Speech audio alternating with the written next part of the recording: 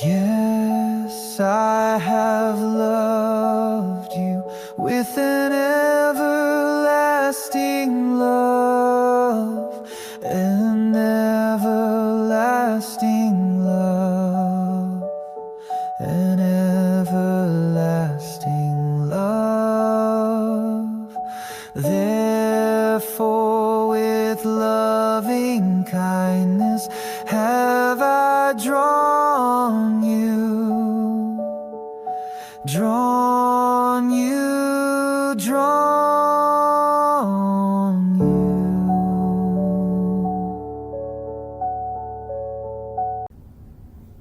Hello. Are we recording? Yeah, we're recording. Okay, I guess, Chastity looks a little disheveled or whatever. The thing is, we've both been sick. And then they messed up Chastity's work schedule so that we weren't able to do our podcast at the time we usually do it. So anyway, we know that through all these circumstances, the devil's fighting us in different ways. And we're not surprised because, like I said before, the last thing the devil wants is for some to expose him and his tricks so that he can't keep deceiving everybody. And that's what this is going to be about. This is actually the second part of our teaching about Halloween.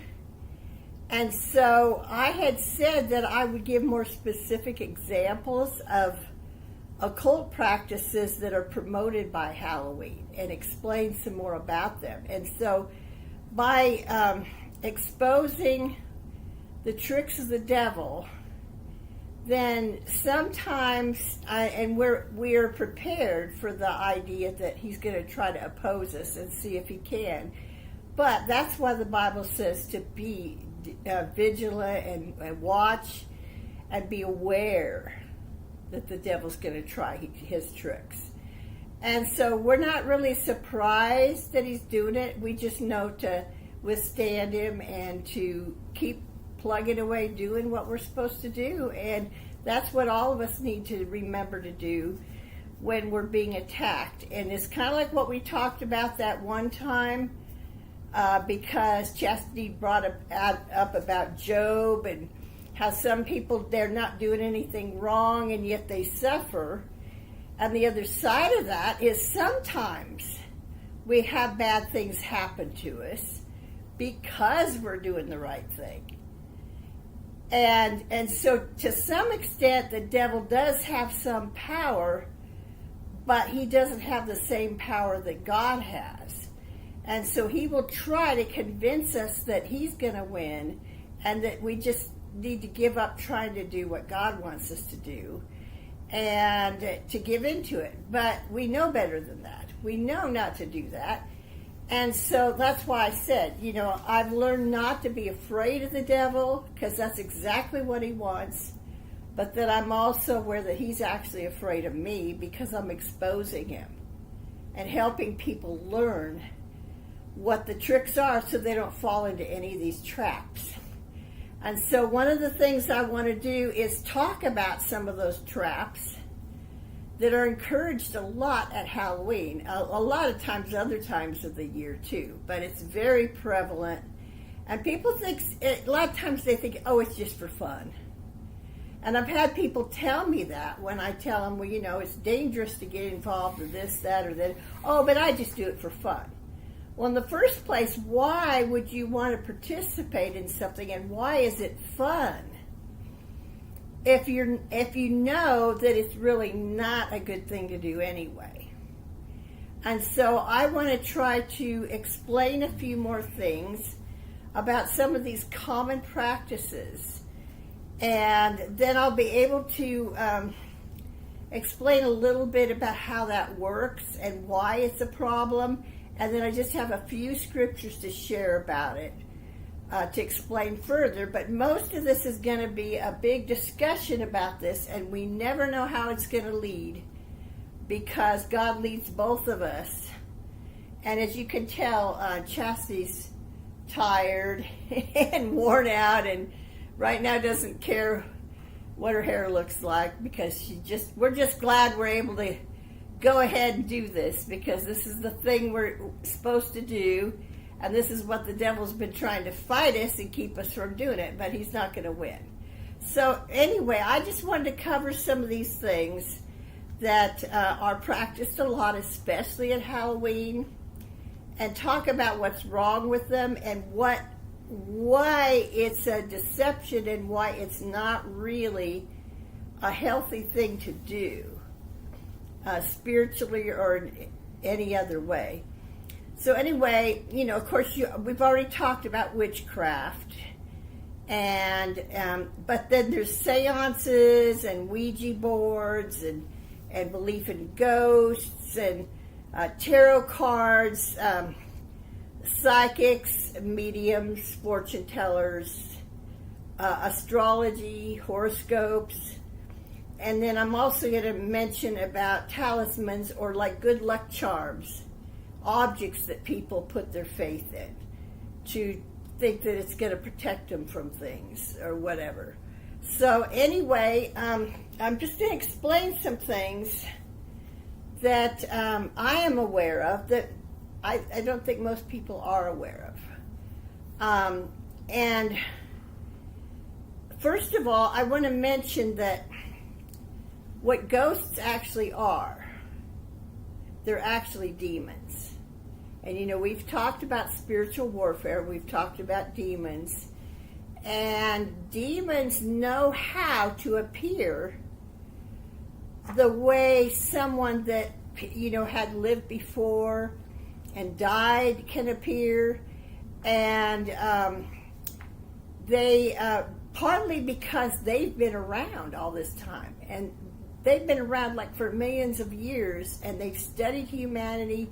They know how people act. They know all about these people, and that's exactly why they're able to imitate someone who's died to their loved ones when they do a seance and they try to call up the dead, because that entity that comes can appear so much like that loved one that died, that the family will, say, well, it sounds like him, it looks like him, and they are convinced that, oh yeah, it's them, and then they'll say things that only they would have known, or whatever, some family secret.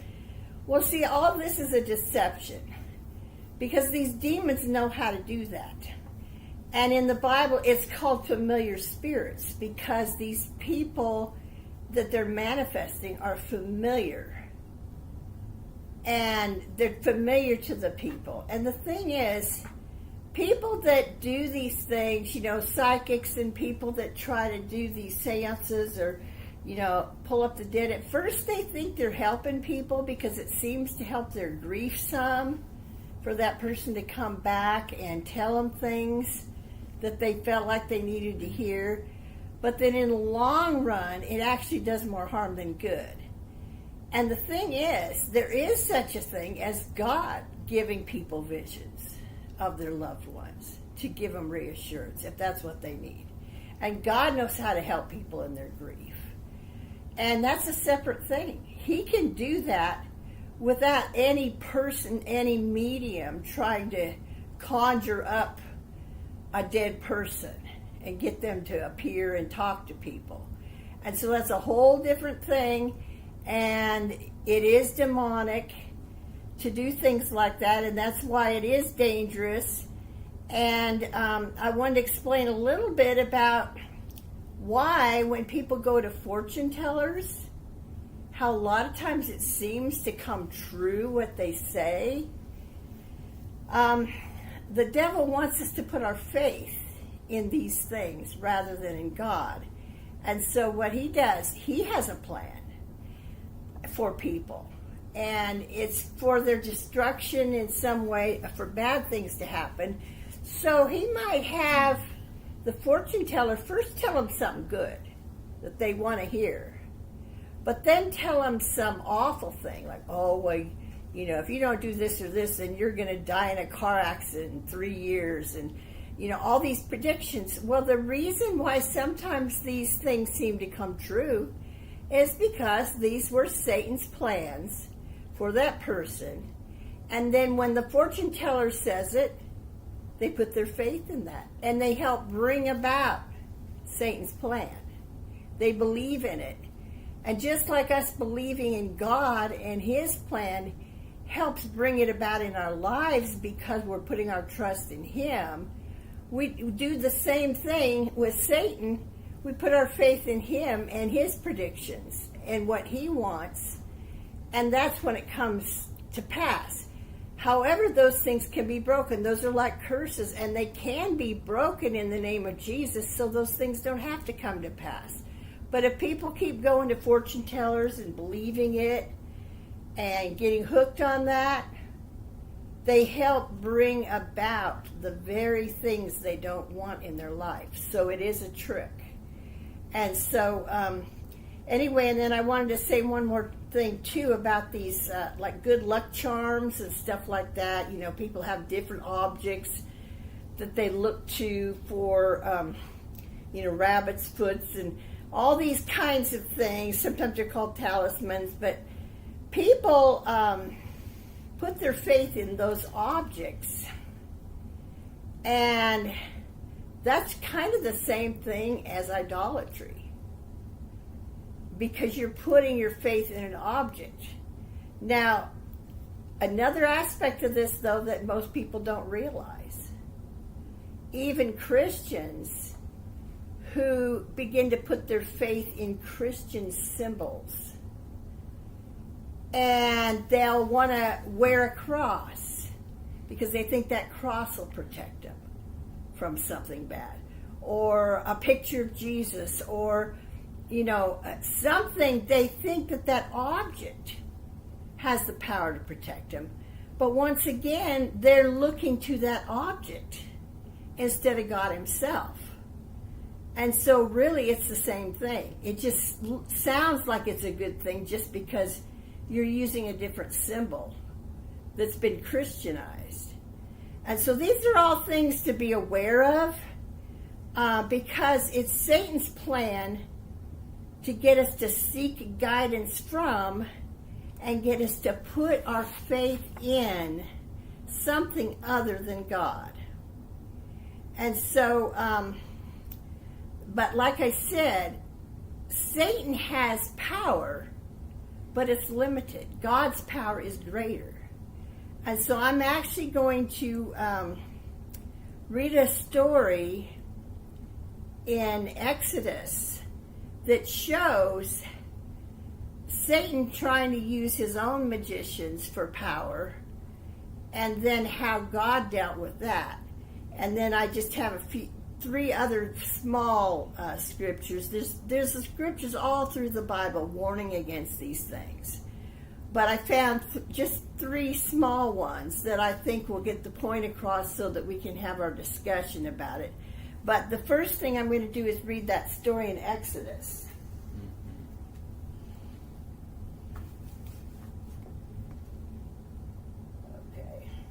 Okay, this is Exodus 7, verses 8 through 12.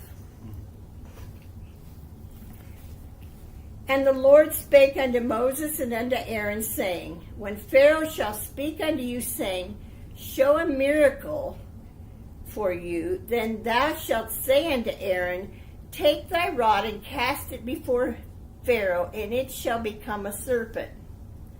And Moses and Aaron went in unto Pharaoh, and they did so, as the Lord had commanded. And Aaron cast down his rod before Pharaoh and before his servants, and it became a serpent.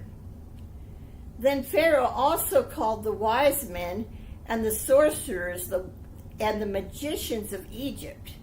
They also did in like manner with their enchantments. For they cast down every man his rod, and they became serpents.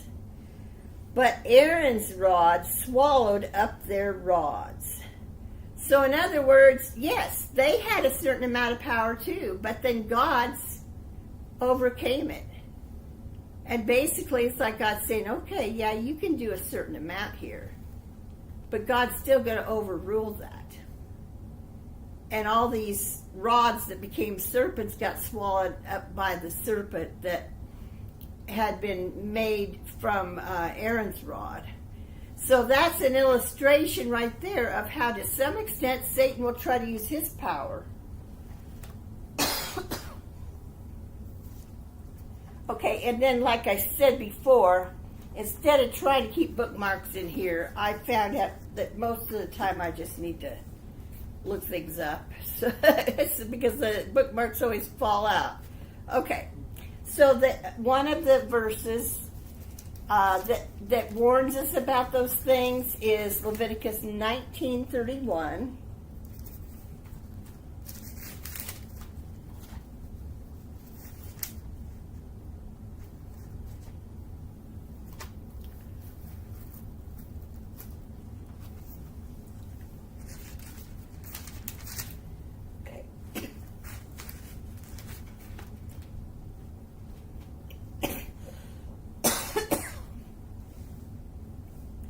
Okay. Regard not them that have familiar spirits, neither seek after wizards to be defiled by them. I am the Lord your God. I'm going to get a drink, and then I just have a couple of other small ones like that.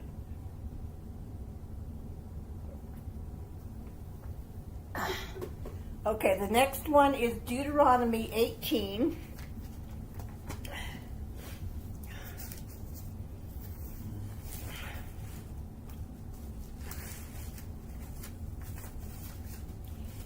And it's 10 and 11 and 14. Okay. There shall not be found among you any one that maketh his son or his daughter to pass through the fire, or that useth divination, or an observer of times, or an enchanter, or a witch, or a charmer, or a consulter with familiar spirits, or a wizard, or a necromancer. Now, a necromancer is someone who talks to the dead too, in case you didn't know what that word meant. Okay, and then the last one I'm going to read is Isaiah 8:19.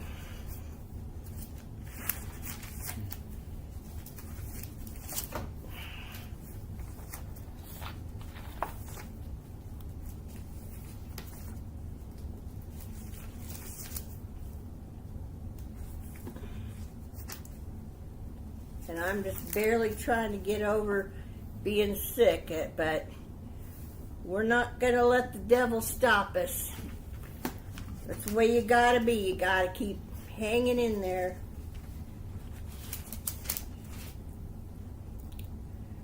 Okay, Isaiah 8:19. Okay, why did I go to chapter 19? Ah, okay. Here's 8. Okay. And it says, and when they shall say unto you, seek unto them that have familiar spirits, and unto wizards that peep and that mutter, should not a people seek unto their God, for the living to the dead?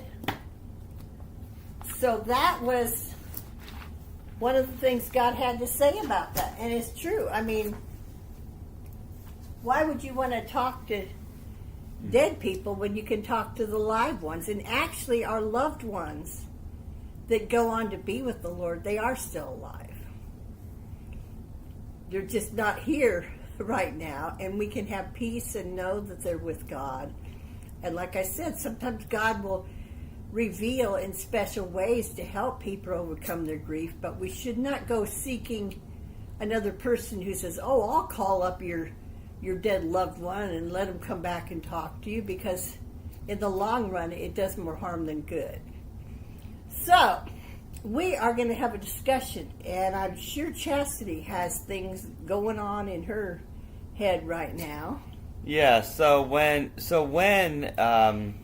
somebody is talking to somebody who's dead, how do they know the difference between when God is sending that person back to send them a message or when it's a demonic thing? Because you wouldn't have to call them up. See, when you go to a seance, the person there is supposedly the one with the power to bring that person up.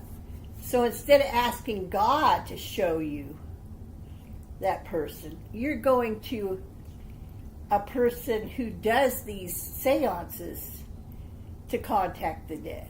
And you shouldn't need another human being to do that for you if God can just reveal it to you in his own way.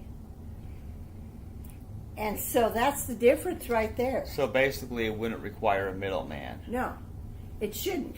So that's why they're called mediums, because they're in the middle.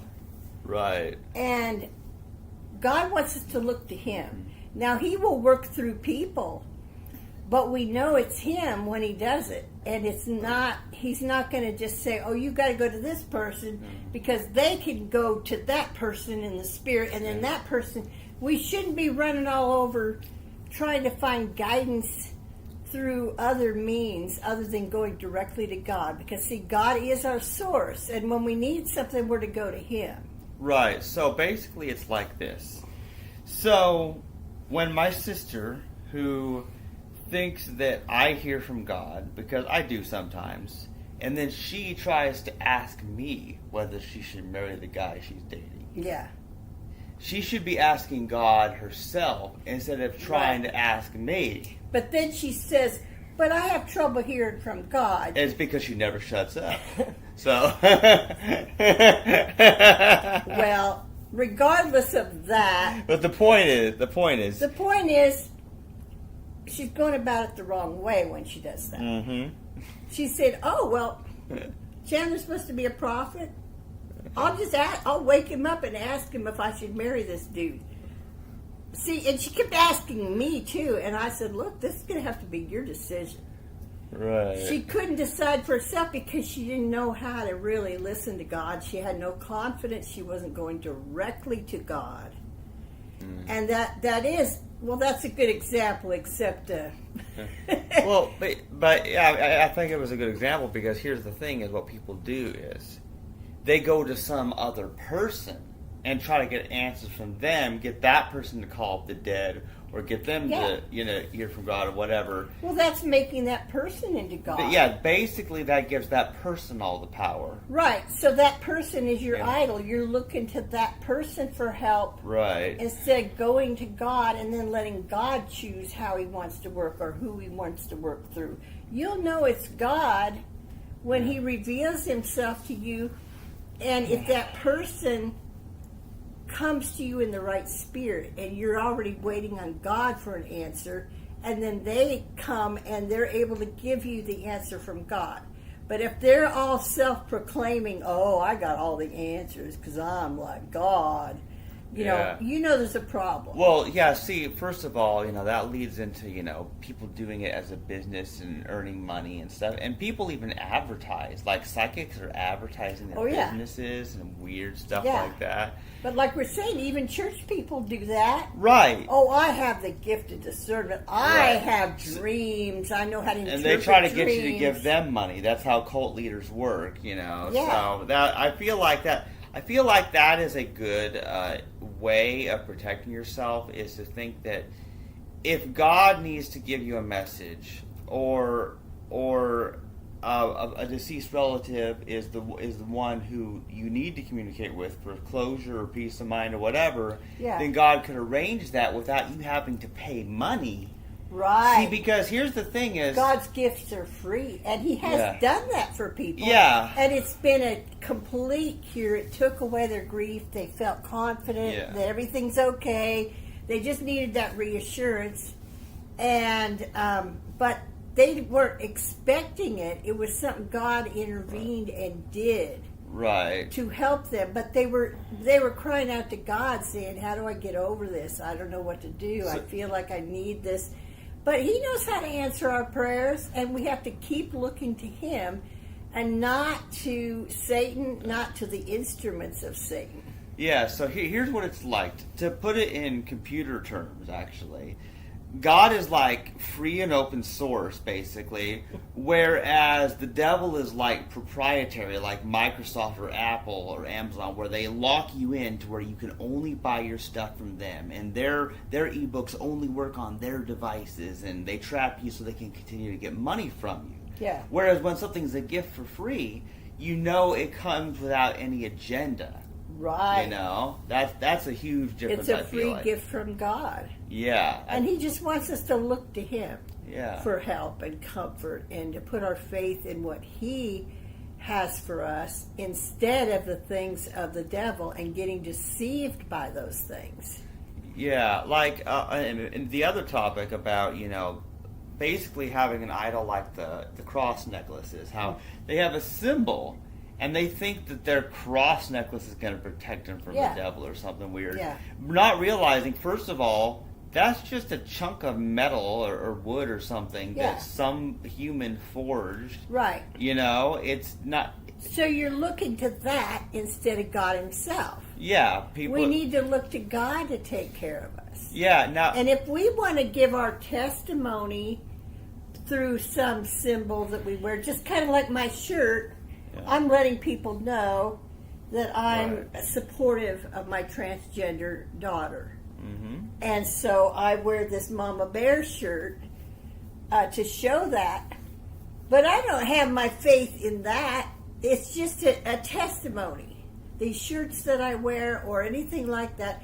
And if some people think that they're showing that they're Christian by some of the jewelry they wear, you know, that's fine, I guess. But it's just putting their faith in that is no different than any other kind of good luck charm.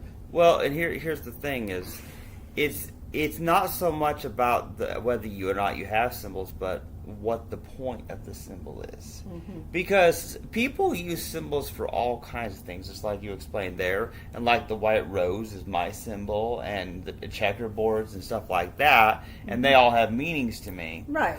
But I think what's strange about it is the way that some Christians are using these cross necklaces is they are in violation of the Ten Commandments, one of the Ten Commandments about, you know, not worshiping any graven image, like worshiping man-made things and having that be an idol. Yeah, well, that's just it. The symbol itself isn't necessarily a bad thing, or even a piece of art because of what it symbolizes. But if you start bowing down to that piece of art, or you start looking to your jewelry for protection, or to anything else, that's the same thing as idolatry. Because remember I told you that demons actually inhabit those idols. And so when people would bow down to the idols, they were really worshiping demons. And so it was more than just a piece of wood or whatever. And the same thing happens with other types of idols. And so there's just a lot of tricks of the devil that we want to warn people about and help them understand, since these things are so common at Halloween. And we talked about what's wrong with that holiday and how people should handle it in a good way. I thought we'd better address some of these common practices that people think, oh, that's just fun. I go to a fortune teller for fun. I do a seance for fun. I play with a Ouija board for fun. And they don't realize they're opening up the door to some really awful And see, things. a lot of these things I know nothing about. Mm-hmm. I know absolutely nothing about them because I've never gone to a seance or whatever the hell that is, because I don't know. Well, yeah, well, that's good. You know, so. Yeah, but some people have, and they think it's harmless. Well, and it's not harmless. And some people take their kids, usually best part of Halloween, they take their kids to haunted houses where they probably do these kinds of things too. Yeah, well, haunted houses, yeah. See, if you put your faith in ghosts, that's the same as worshiping demons too, because these ghosts, you know, it's to scare people, but it's also supposed to deceive them into thinking that the dead are coming back to life when really it's demons. And if you realized what you were dealing with, you'd stay as far away from it as you could. And see, because I didn't raise you to be around that kind of thing. I would not allow you around things that I thought were dangerous. And yet a lot of people get involved in it and think, oh, there's nothing wrong with this. This is harmless.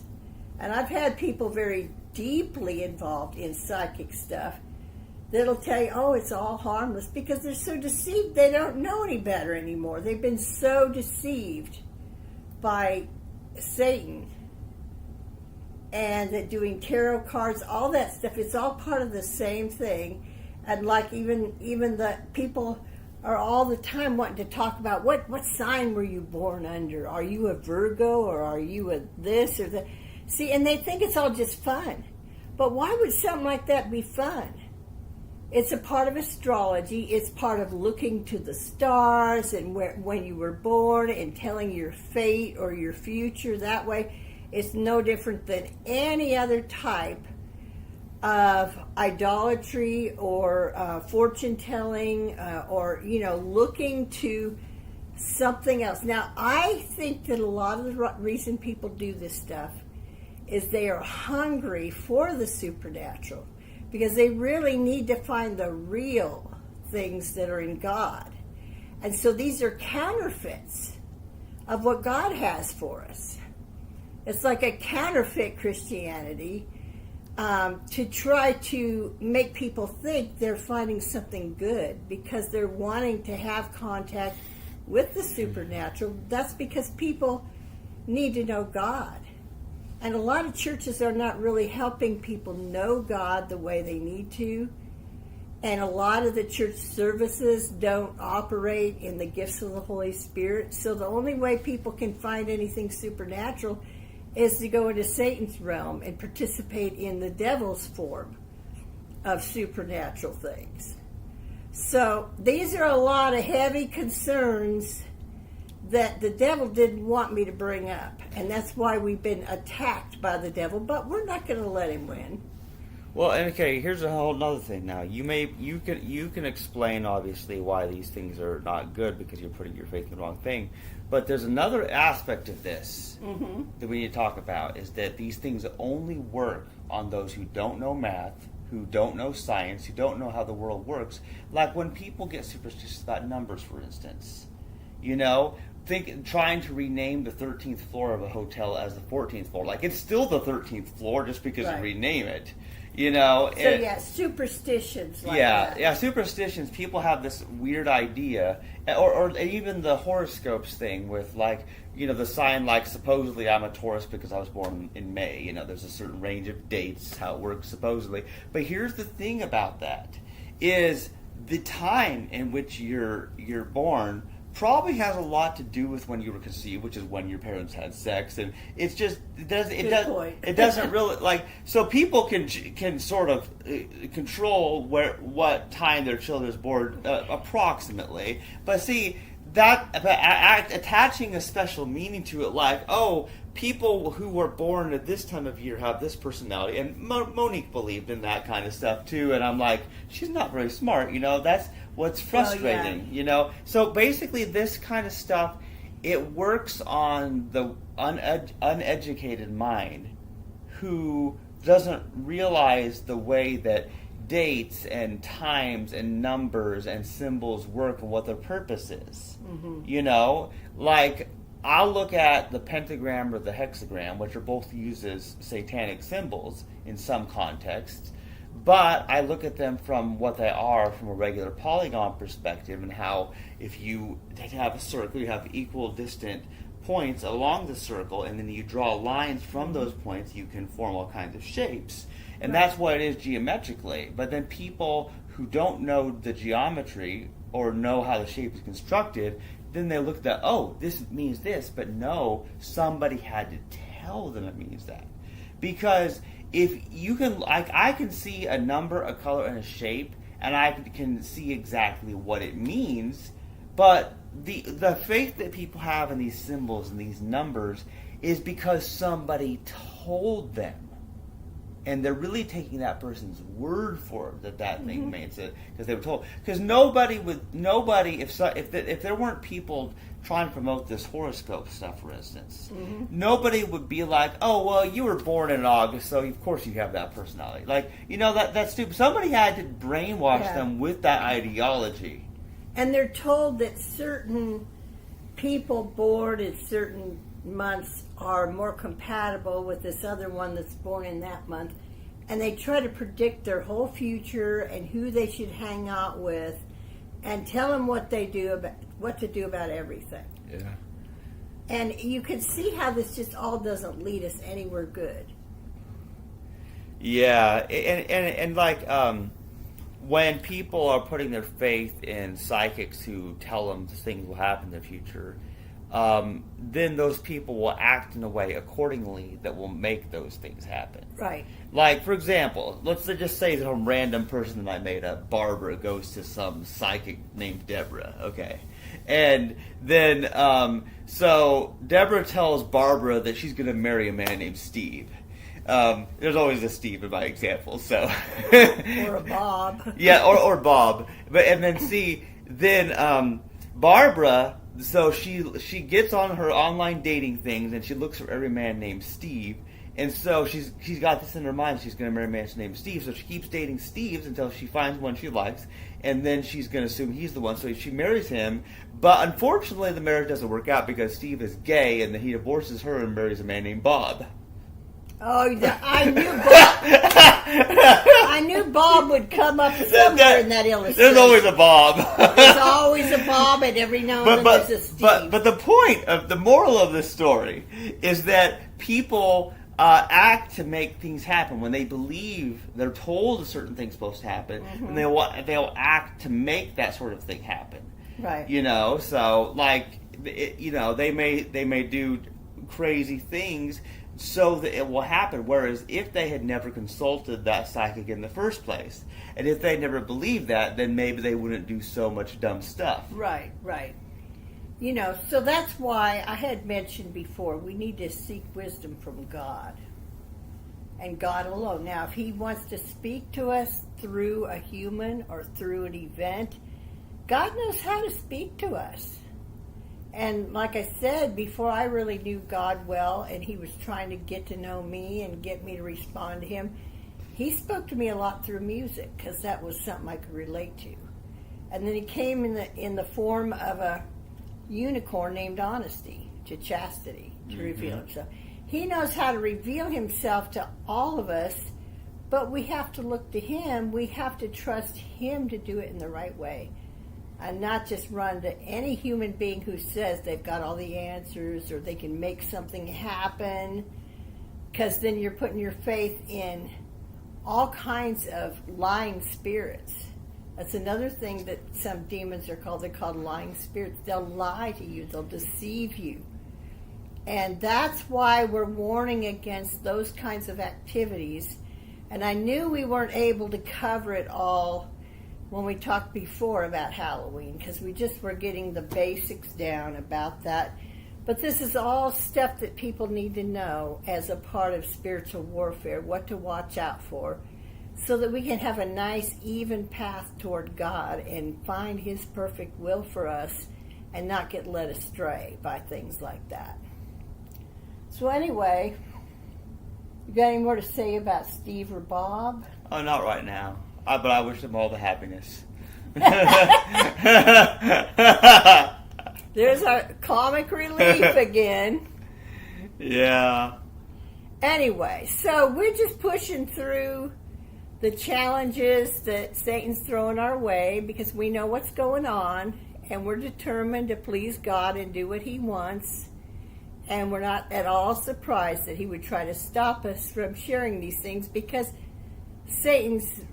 he's been deceiving the whole world for so long, and he wants to be able to keep doing it. And the more he gets exposed for what he really is, and people being pointed to God instead, the less power he has over people's lives.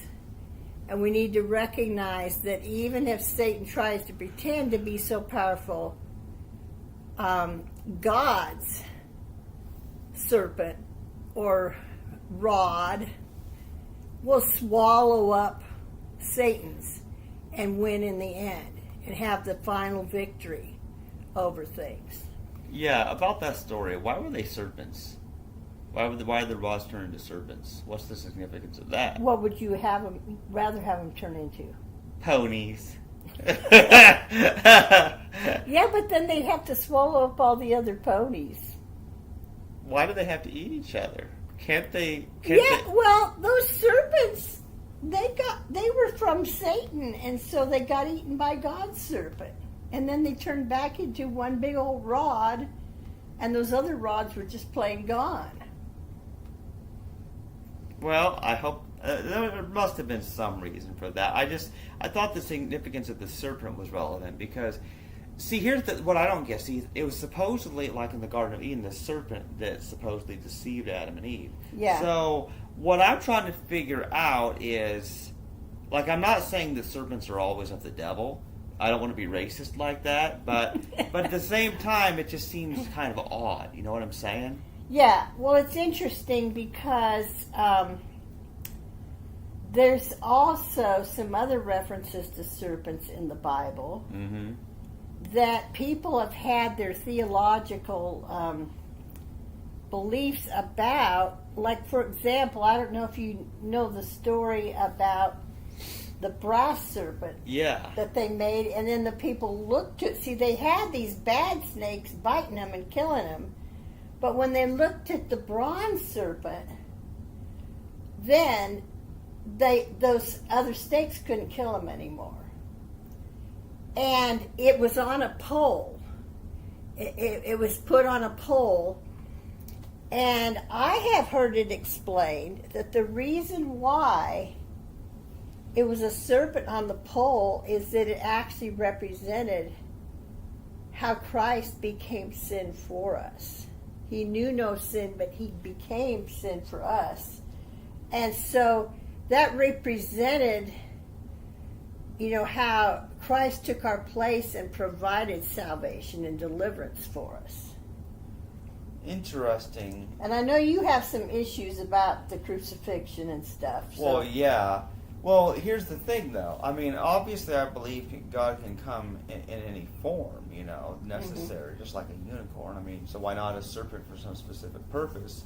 But I'm trying to understand the meaning of it. There might be something I don't understand about that, but I mean, it's almost like there had to be a serpent to be sort of the anti-venom, like the opposite of the other snakes. Yeah, well, I think that's what would get Pharaoh's attention. That you don't just take a stick that's, not an alive being and throw it on the ground and then it turns into a snake. And people are usually scared of snakes too. And then take it by the tail, pull it back up, and it's a rod again. See, that was the miracle that was supposed to show Pharaoh that they were really from God. God gave him that as a symbol to show that. But then he just said, well, I'll just get my magicians. They could do the same thing. And up to a point, they were able to do some of the same things too, like with the plagues and stuff like that. But there came a limit where God superseded the power of the devil. And so, yeah, I don't know if I can fully answer your serpent question. Right. But, I mean, would you have rather it been some other kind of animal? I just feel like they should have been ponies that played chess or something and solved their problem that way. Solve their problem? Well, but this was a contest between the magicians of Pharaoh and God's prophets that were trying to speak for him. And it would have been nice if we could just play chess to solve everything. See, that's my solution to everything. Well, it'd be nice if we could do it that way and we could solve a lot of wars that way without having to fight. Yep. But unfortunately, we are in a battle. We're in a war with spiritual forces, and we have to be aware of it. And so, you got any more to say about that? No, the more I say it, the dumber it'll get. Because I'm tired. Yeah, well, we're plugging away and trying to complete what we're supposed to be doing, and we'll just have to see how this all goes and what direction that God's going to lead us. But we're going to keep trying to do this, even if we do have to do it on different days, like we had to do it on a Wednesday this time, because like I said, Chastity's work schedule's all screwed up right now, and we're trying to get something stable so we know what day that she even has to come here and do things with me like this. But we could have just given up. Oh, well, I'm sick, but no, we're not going to do that. And I don't know why the devil even keeps trying to mess with me, because it doesn't work. The more he tries to stop me, the more determined I get. So I don't know what he thinks he's gonna win or something. I don't know. I don't think that's ever gonna happen. Do you? Well, it depends on whether we're talking about chess or some other kind of winning.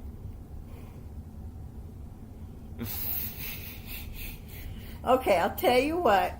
Why don't you go play chess with Steve and Bob, and then let's forget that you were so tired you didn't know what in the world you were saying during this podcast, okay? Have fun and play chess and do your computer programming or whatever you like to do, but just make sure you keep Steve and Bob entertained, all right? Yep. And I think we better quit this before it gets any worse. Yeah, I was too tired for this, but the show must go on. Okay, well, thanks for listening to us as we try to cover all this ground, and hopefully there's going to be times we can talk about more pleasant things, but we always have our chastity to make things funny no matter what we're talking about. So we will, I guess we'll get off, right? All right. Yeah. Bye, people. Bye, people. Let my people go. Thus saith the Lord of Israel. I hope we're off by now. Oh, no, not yet. I had to say that because I was thinking very Prince of Egypt, and the whole story got me inspired. Oh, my goodness. Sorry, I'm tired. Goodbye.